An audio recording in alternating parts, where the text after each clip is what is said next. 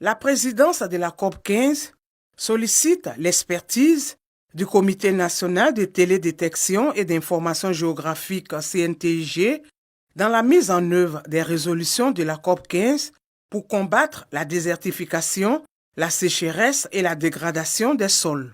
C'est ce qui justifie cet accord de partenariat entre ces deux institutions sur des projets visant à promouvoir les innovations géotechnologiques.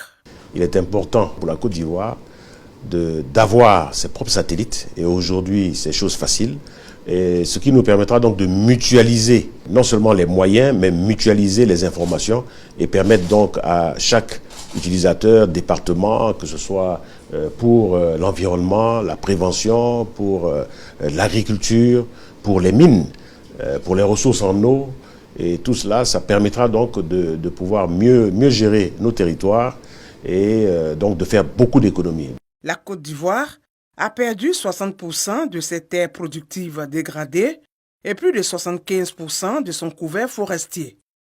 C'est pourquoi, pour le directeur général du CNTIG, il est alors nécessaire de passer d'une gestion réactive à une gestion proactive. Ce partenariat, c'est d'abord donner tout ce qui est base de données que le CNTIG a, mettre à la disposition de la COP 15 et tous les affiliés. Et ensuite, les outils seront développés. C'est des outils d'alerte précoce. L'évolution de la technologie le permet.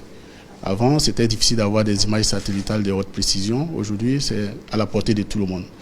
Le personnel qualifié, nous les avons au CNTG pour analyser en temps réel aussi ces genres d'informations et les mettre dans les applications pour donner à ceux qui décident. Le CNTG, structure sous tutelle de la primature, s'est engagé en outre à accompagner l'administration publique ainsi que les entreprises privées en matière de géo-information et d'applications innovantes d'aide à la prise de décision.